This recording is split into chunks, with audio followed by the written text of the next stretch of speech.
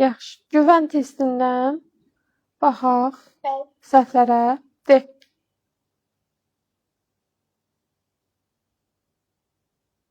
Neçənci sual? 34. 34. Şifahi xalq ədəbiyyatının nümunələrindən olan Nuh peyğəmbər ilə bağlı düzgün fikirləri müəyyən edin. Səməndar quşu əsəri ilə eyni ədəbi növdədir. Ədəbi növ dedikdə nə nəzərdə tutulur? Yəni eyni janrdadır. Ədəbi növ, lirik növ, epik növ, dramatik növ, düzdür? Nuh peyğəmbər rəvayətdir. Səməndar quşu əsəri əfsanədir. Hər ikisi də eyni ədəbi növə aiddir də, düzdür? Epik növə aiddir. Şifahi xalq ədəbiyyatının epik növünə aiddir. Bir düzdür. İctimai-siyasi məzmunlu əsərdir. Xeyr, Nuh peyğəmbər yəni sadəcə bir rəvayətdir. Orada ictimai-siyasi məzmun nə gəzir? Astiyaq əsərlə eyni növdə olsa da, janrlar fərqlidir. Astiyaq, Nuh peyğəmbər, Tomris, bunlar rəvayətlər idi və janrları eynidir. Janrları fərqlidir fikri yanlışdır. Hamısı rəvayətdir də, eyni janrdadır. Düzdür? Və 3 də yanlışdır. Tarixən baş vermiş həyat hadisələri zəminində yaranmışdır. Bu düzdür. Çünki demişdik ki, rəvayətlər tarixən baş vermiş real həyat hadisələri zəminində yaranır. Deməli, cavab olur 1 və 4, B variantı. Sonra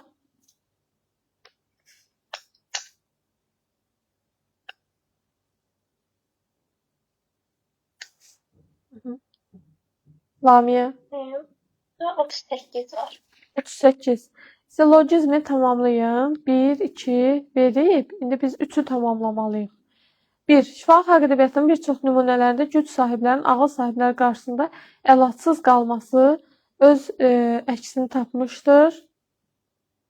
Bu düzdür. Çarcı əfsanəsində güc sahiblərinin ağıl sahibləri qarşısında əlacsız vəziyyətə düşməsindən danışılır. Deməli, Çahargah əfsanəsi epik növdədir? Yox. Biz bura nəticə yazmalıyıq. Çahargah əfsanəsində ağla sığmaz, möcüzəli, fantastik, səciyyəli, qeyri-adi hadisələrdən danışır. Bu da digər iki fikirlə nəticə yaratmır. Çahargah əfsanəsi şifahi ədəbiyyat nümunəsidir. Bəli. Şifahi xalq ədəbiyyatının bir çox nümunələrində güc sahiblərinin ağıl sahibləri qarşısında əlacsız qalması öz əksini tapmışdır. Çahargah əfsanəsində də güc sahiblərinin ağıl sahibləri qarşısında əlacsız vəziyyətə düşməsindən danışılır. Deməli, Çahargah əfsanəsi şifahi xalq ədəbiyyatının bir nümunəsidir. Aydındır? Bəli. C variantı. Sonra 41. 41. Çahargah əfsanəsinə verilmiş nümunədə fərqləndirilmiş sözün ifadə etdiyi mənanı müəyyən edin. Hökmdar alimə deyir, sən öz əllaməliyinlə, burada əllaməlik sözü qara hərflərlə verilib, xalqı aldadırsan. Sən heç də alim deyilsən. Sənə vəzirim suallar hazırlayıb, sən bu suallara cavab versən, alimliyini sübut etmiş olacaqsan. Əllaməliyinlə, yəni özünü alim, bilici kimi göstərmə deməkdir. Mən Bu arada sadə qayaqkeş insan kimi göstərmə yazmışdım. Yox, sadə qayaqkeş insan kimi yox. Orada Çahargah əfsanəsində alim, yəni adı üstündə alimdir də, əllaməliyinlə xalqı aldadırsan deyirsə, deməli alimliyinlə xalqı aldadırsan demək istəyir. Sonra bir də 51 var. 51. Bir də bu tanış olmayan sözlərin mənasına Google-da yazıb AI modu ilə baxa bilərsən. Google-da yazırsan, məsələn, əllaməlik sözünün mənası nədir? Orada gəlir, AI moduna vur, yəni süni intellektlə baxa bilərsən. Verilmiş xüsusiyyətlər hansı janrına aiddir? Səs oyunu üzərində qurulur, epik növə aiddir, yumoristik məzmuna malik uşaqların nitqin tələffüzünün inkişafına kömək edir. Nə olar bu, Lamiyə? Qayda deyil, konkret kitabda verilmiş bir şeydir. Yanıltmaz. Yanıltmaz, əlbəttə ki, yanıltmaz. Sonra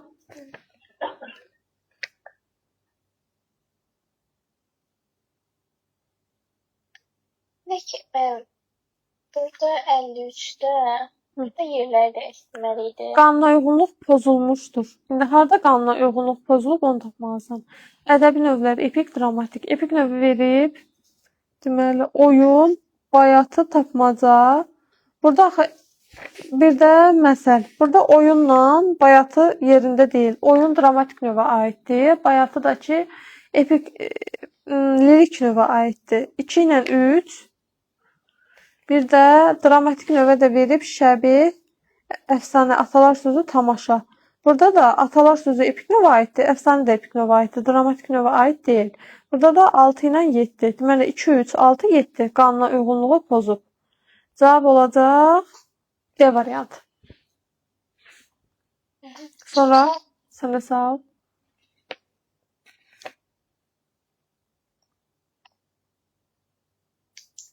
Nasıl?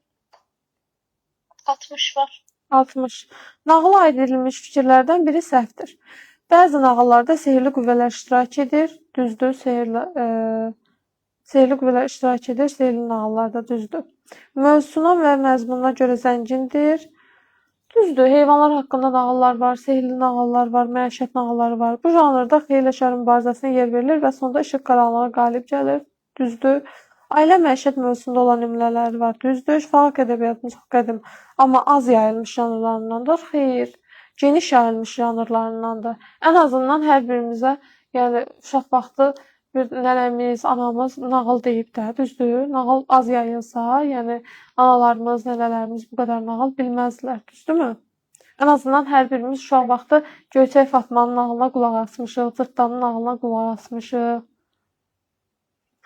Yəni az yayılmış janrlarındandır. Fikri səhvdir. Sonra 66 var. neçə? 66. 66. Nümunənin məzmunu ilə bağlı doğru fikri müəyyən edin. Ağlaram ağlar kimi, dərdim var dağlar kimi, xəzal olam tökülləm, viranə bağlar kimi. Deyir ağlaram, ağlayaram. Bu hansı janra aid olar?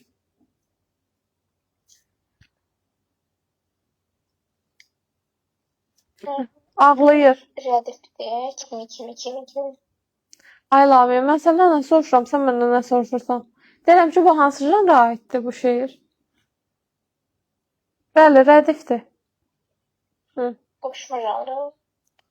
Lamiyə, qoşmada 11 heca olmalıdır. Hani orada 11 heca? Ağlaram, ağlar kimi. 7 heca var burada. Bayatı şəklindədir. Nədir bu? Ağıdır da, ay Lamiyə, ağı.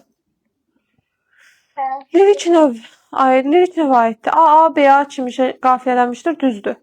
Amma ki, bunu götürə bilmərik. Çünki sualın şərtində sənə deyir ki, nümunənin məzmunu ilə bağlı doğru fikir, forma ilə bağlı doğru fikir desəydi götürərdin.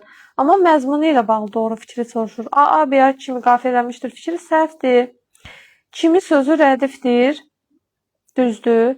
Amma bu yenə də səndən məzmundan bağlı soruşur. Onun rədif olmağı forma ilə əlaqədardır. Heca vəzindədir, düzdür. Amma bu yenə də forma ilə əlaqədardır. Yaxın doğma adamın ölümündən doğan dərin kədər hissləri ifadə olunmuşdur. Bu düzdür.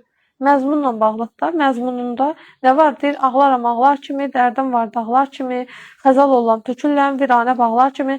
Yəni burada yaxın doğma adamın ölümündən doğan dərin kədər hissləri ifadə olunmuşdur məzmununda. Məzmunu ilə bağlı doğru fikir D variantı. Sonra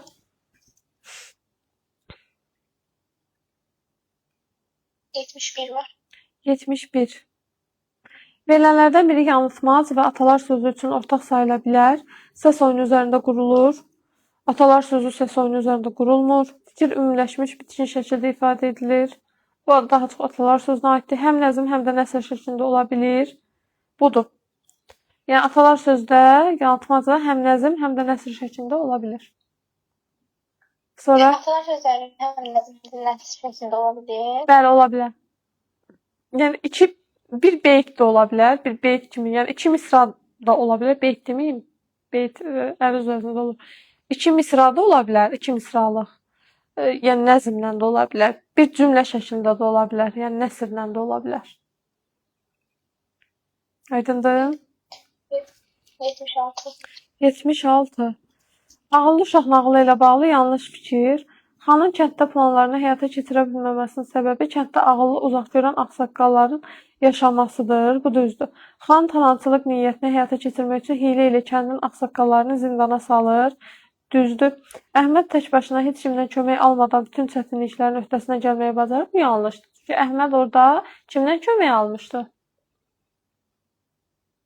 Qoca kişidən. Bəli, qocadan. Deməli bu yanlışdır. Əli. Neçə? Yox, cavabı dedim. Əli kişi idi. Aha. 83 var. 83. Xan Saray əfsanəsinin janrı ilə bağlı olmayan fikir. Xan Saray əsərinin janrı nədir? Nağıl janrı. Xan Sarayı nağıl janrı. Xan Sarayı yaxşı yadına sal. Xan Sarayı Əfsanə. əfsanə. İndi əfsanə ilə bağlı olmayan fikri müəyyən edilir. Real həyat hadisələrindən deyil, ağla sığmaz, möcüzəli hadisələrdən danışır, düzdür. İnsan daşa, heyvanın çevrilməsi, dağların, güllərin dil açması bu janrın xarakter xüsusiyyətlərindəndir, düzdür. Həm nəsr, həm də nəzm formasında yaranır. Əfsanə nəzm formasında olmur axı. Əfsanə epik növün bir janrıdır.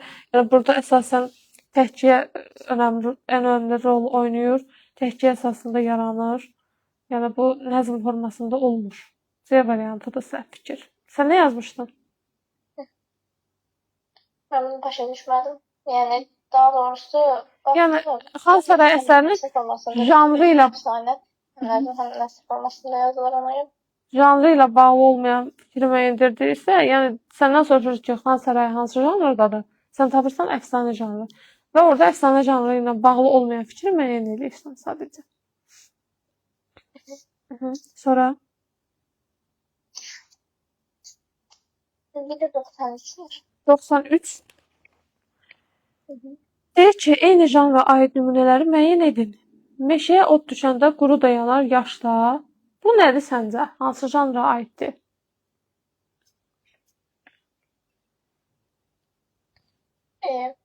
Meşəyə od düşəndə quru dayanır yaşda.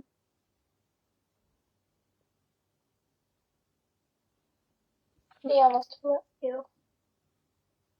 Məsəldə.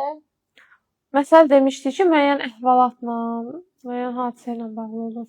Burada axı biz başa düşə bilirik, fikir bitkinliyi var. Meşəyə od düşəndə quru dayanar yaşda. Atalar sözü, bəli. Dava yorğan davasıdır. Nə idi? Məsələn, səməndar quşu balalarının qanad açıb uçduğunu görəndə sevinir və polad dimdiyini çaxma daşı olan caynağına vurur. Bu zaman tükə alışaraq yanır və o külə dönür. Bu nədir? Əfsanə. Əfsanə. Onlar yedilər, içdilər, yerə keçdilər. Siz də yeyin, için, dövrə keçin. Bu nədir? Bu nağılın sonluğudur. Nağılın sonluğudur, düzdür? Elə bu vaxt yaxından bir çaqqal keçirdi. O şirə yaxınlaşıb əhvalatı öyrəndi. Şir başına gələnləri ona söylədi. Bu da nağıldır. Bu da heyvanlar haqqında nağıl ola bilər. Və yaxud da bu təmsil ola bilər. Yazılı ədəbiyyatdan təmsil ola bilər. Doyan o rəhmətli kim olar? Bu da nədir? Doyan o rəhmətli kim olar?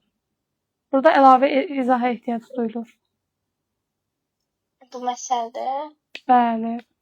İndi burada baxaq. Dava yorğan davasıdır məsələ idi. Doyan o rəhmətli kim olar? Məsələ idi. 2-6 qruplaşdır. 2-6 bir də 4-5. 4-5 ola bilər. Hə. Yəqin ki, bu heyvanlar haqqında nağıldır. 4-5. Sonra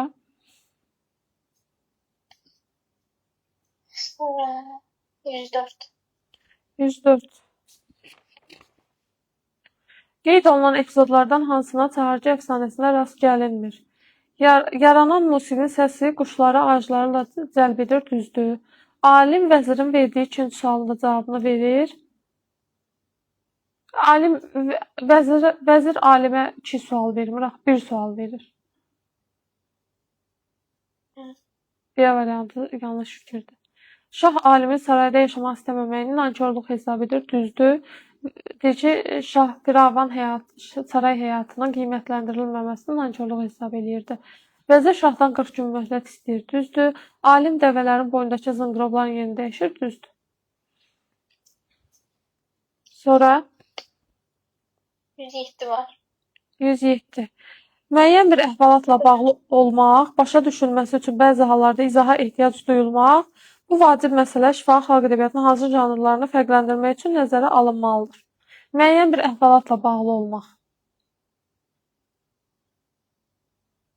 Nə idi? Bayaqdan deyirəm. Müəyyən bir əhvalatla bağlı olmaq. Müəyyən bir əhvalatla bağlı olsa, Hı.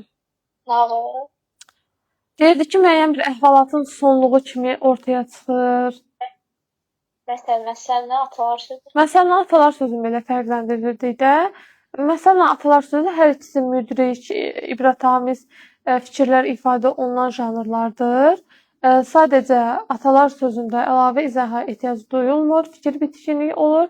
Amma məsəl isə müəyyən bir hər hansı bir lətifənin sonluğu kimi ortaya çıxır və hər hansı bir hadisə ilə, əhvalatla bağlı olur. Ona görə də əlavə izaha ehtiyac duyulur. Ona görə də biz beləcə atalar sözü ilə məsələni fərqləndirə bilirdik. Sonra 112 var. 112. Hansı cərgələrdə göstərilən xüsusiyyət şifahi xalq ədəbiyyatının qeyd olunan janrlar üçün ortaqdır? Deməli, bayatı və atalar sözləri. Həcmdə kiçik olur. Bayatı yəni bir bənddən ibarət olur. Atalar sözlərdə maksimum 2 misra ya da bir cümlədən ibarət olur. 2. Lətifə, tapmaca, sarkazmdan istifadə olunur. Sarkazm yəni satira, kinayə. Sarkazm da elə bir satiranın ən kəskin formasıdır. Lətifə axı yumoristik məzmuna malik olur. Düzdür, yumoristik məzmunla bərabər satira sarkazmdan da istifadə oluna bilər. Amma tapmacada sarkazmdan istifadə olunmur. Tapmacada sadəcə üstü örtülü şəkildə bir əşyanın, canlının belə deyək, məcazi təsviri verilir və biz onu tapmalıyıq ki, o nədir? Yəni burada sarkazm nə gəzir? Rəvayətlə nağıl. Bir sıra nümunələrdə əsas hadisələr heyvan surəti ilə bağlıdır. Nağıllarda, heyvanlar haqqındakı nağıllarda, yəni əsas hadisələr heyvan surəti ilə bağlı ola bilər. Amma rəvayətin heyvanlarla bağlı olan bir növü yox idi. Axı dedik ki, rəvayətlər tarixi və əfsanəvi şəxsiyyətlər, bir də yer adları ilə əlaqədar olur. Deməli, 3 də olmaz, 2 də olmaz. Onda həcmdə kiçik olur. Bayatı, atalar sözləri 1 olar da cavab. Yalnız 1. B variantı. 113. Bunu başa 113. düşmədim. Qaragilə adlanan şifahi xalq ədəbiyyatının nümunəsinə aid doğru fikir. Qaragilə nə idi? Hansı janr idi? Mahnı. Lirik növə aiddir, düzdür. Janrına görə nəğmədir? Xeyr, mahnıdır. Nəsrlə yazılmış nümunədir? Xeyr. Lirik növdə nəsrlə necə yazılsın? Nəzmlə yazılar. Səs oyunu üzərində qurulmuş nümunədir? Bu yanıltmaca aiddir? Xeyr. Özünə məxsus musiqi havasının olması ilə qodu-qodudan fərqlənir? Düzdür. Qodu-qodu demişdik ki, mövsüm nəğməsidir və nəğmələrlə mahnıları fərqləndirən əsas xüsusiyyət nə idi? Musiqi havası. Bəli, mahnıların özünə məxsus musiqi havası olurdu, amma nəğmələrdə belə bir şey yox idi. Deməli, özünə məxsus musiqi havasının olması ilə qodu-qodudan fərqlənir, bir də lirik növə aiddir. 1-5. Sonra 119. 119. Hansı fikirlər şifahi xalq ədəbiyyatının epik növünə aid janrlardan heç birinə aid edilə bilməz? Bədii gülüşün növlərinə istifadə olunur. Bədii gülüşün növləri hardaydı? Epik növdə. Bəli, hansı janrdaydı? Deyək ki, epik növünə aid janrlardan heç birinə aid edilə bilməz. Lətifələrdə idi də, dedik ki, yumorla yanaşı satira, sarkazmdan da istifadə olunur. Bədii gülüşün növləri yumorla satira idi. Bu lətifəyə aiddir, aid edilir. Daha çox mühərrəmlik mərasimləri ilə bağlı olur. Bu hansına aid idi? Hansı janra aid idi? Dramatik idi. Dramatik növdə şəbihlər. İndi bizi də sualın şərtində soruşur ki, şifahi xalq ədəbiyyatının epik növünə aid janrlardan heç birinə aid edilə bilməz. Axı bu dramatik növə aiddir. Deməli, 2-ni götürək. Nəzmlə olan nümunələri var. Epik növün janrlarından məsələn dedik ki, Atalar sözüdür, yansımancıda nəzmli ola bilər, həm nəsrli, həm nəzmli ola bilər. Kollektiv şəkildə həyata keçirilir, orqanizmin fəaliyyəti olan ehtiyacına yaranmışdır. Bu da nədir? Hansı janrdır? Nağıl. Nağıl kollektiv şəkildə həyata keçirilir. Lamiyə, orqanizmin fəaliyyəti olan ehtiyacına yaranmalı. Bu epik növüdür. Lamiyə, xalq oyunu, ay Lamiyə, xalq oyunu dramatik növə aiddir. Deməli, cavab olacaq 2, 4. Sehirli qüvvələrdən istifadə olunur. Bu da harada idi? Əfsanədə idi, nağılda idi. Bu da aiddir. Deməli, aid olmayan, dramatik növə aid olan 2 ilə 4 oldu. Daha çox məhərrəmlik mərasimləri ilə bağlı olur. Bir də kollektiv şəkildə həyata keçirilir. Orqanizmin fəaliyyəti olan ehtiyacına yaranmışdır. Sonra 124. sayıcı sözlərin aid nümunələri seçin. Nənə manazlı qoyun, qırqovul gözlü qoyun. Sayıcı sözlər nə ilə bağlı olurdu? Daha çox qoyun. Qoyunçuluqla təsərrüfatla, qoyunçuluqla əlaqədar olan nəğmələr idi. Bəs sayıcılar, sayıcı sözləri nəğmənin hansı növünə aid idi? Nəğmənin hansı növünə aid idi? Sayıcı sözləri nəğmənin hansı növünə aid idi, Lamiyə? Əmək nəğmələri. Bəli, əmək nəğmələri. Nənə manazlı qoyun, qırqovul gözlü qoyun. Demişdik ki, qoyun, quzu, pendir, süd, belə şeylərdən bəhs eləyən sayıcı sözü idi. Qaşqa kəlin bozala, tarlaya saldım yola. Qaşqa kəl, öküz. Bu varsa bu xola vardı. Əzizim vətən yaxşı, geyməyə kətan yaxşı. Bu hamının bildiyi bayatıdır. Əzizim vətən yaxşı, geyməyə kətan yaxşı. Gəzməyə qürbət ölkə, ölməyə vətən yaxşı. Qoyun qalxar dağlara, sel tək axar dağlara. Burada da qoyun. Qoyun harda var? 1 ilə 4-də. Layla dedim yatınca, gözlər amay batınca. Bu da layladır da, yəni layla dedim deyir. Sonra. Bir də 127 var. Verilmiş xüsusiyyətləri daşıyan nümunələri müəyyən edin. İnsan daşa heyvana çevrilməsi, dağların dil açması xarakterik xüsusiyyətidir. Nədir bu? Nəyə aiddir, ay Lamiyə? Hansı janra aiddir? Əfsanə. İndi əfsanələri seçdi buradan, Lamiyə. Çargı əfsanəsi, Xansaray. Bir də Səməndər quşu. 2, 4, 5. Bir də müxtəlif planetlər, əşyalar, heyvan və quşlar insana xas olan əlamətlərə malik olur. Bu da Asya, yox, İsmə də aid deyil. Heyvan və quşlar insana xas olan əlamətlərə malik olur. Heyvanlar haqqında nağıllarda ola bilər. Bu yeni əfsanələrdən söhbət getmir.